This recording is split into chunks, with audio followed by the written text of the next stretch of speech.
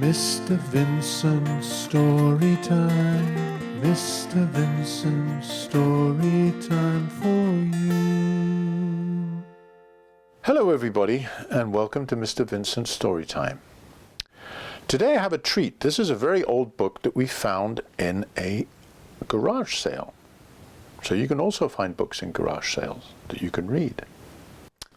This is called The Tales from Fern Hollow, the Brass Band Robbery. There we go. And it's written and illustrated by John Patience. And I'm here today with Mr. Pig, Rory, and Hector the Hedgehog, also known as Hedgie.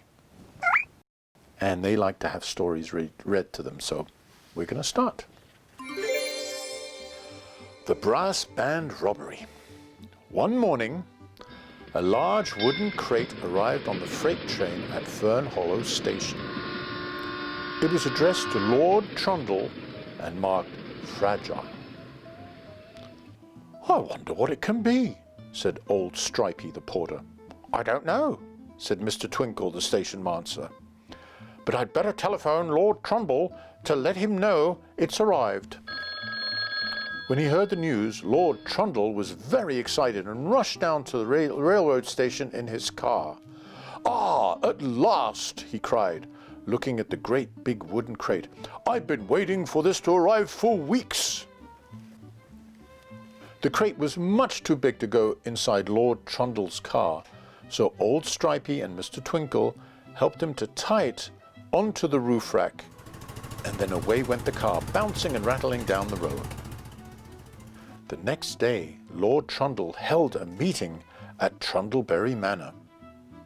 "You all know," he began, "May Day isn't far away now, and I wanted to do something really special in the way of celebration, so I brought these."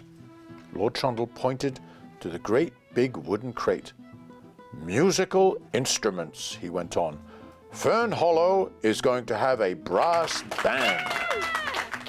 Everyone had been given a musical instrument in the band and had begun to practice when suddenly the door burst open and in walked Snitch and Snatch.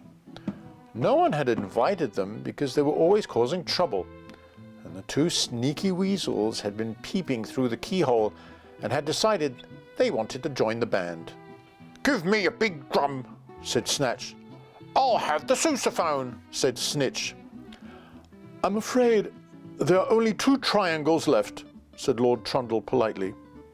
"We don't want your silly triangles," screamed Snitch. "And what's more, if we can't have the drum and the sousaphone, then you won't have them for long either." And off they went, slamming the door behind them.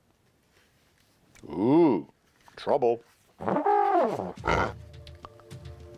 That night, Snitch and Snatch broke into Trundleberry Manor, intending to steal the drum and the sousaphone. But as Snitch was carrying the drum down the steps in front of the manor, it slipped out of his hands. Boom, boom, boom! It went as it bounced down the steps.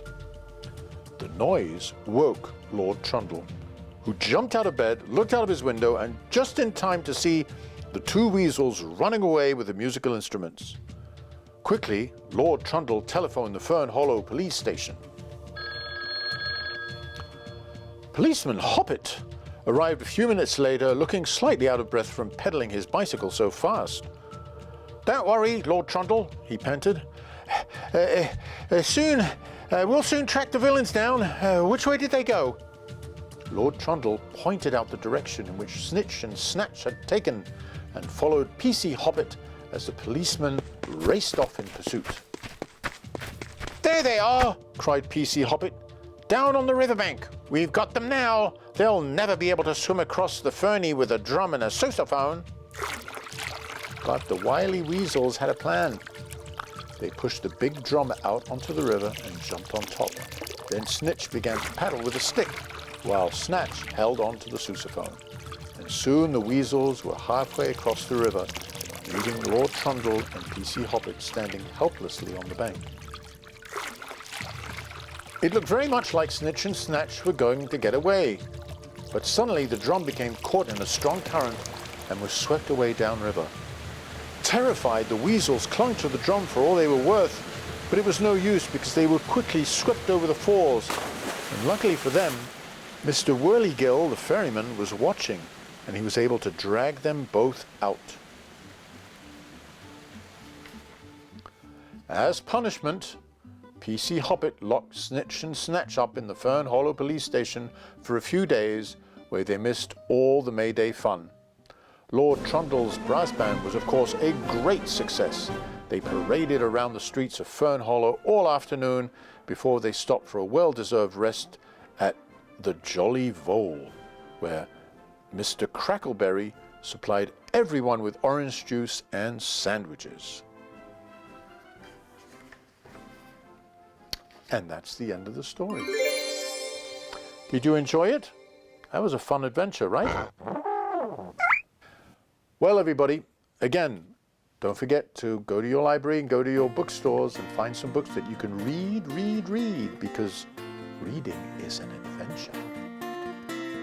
Mr. Vincent story time, Mr. Vincent story time for you. It's an adventure.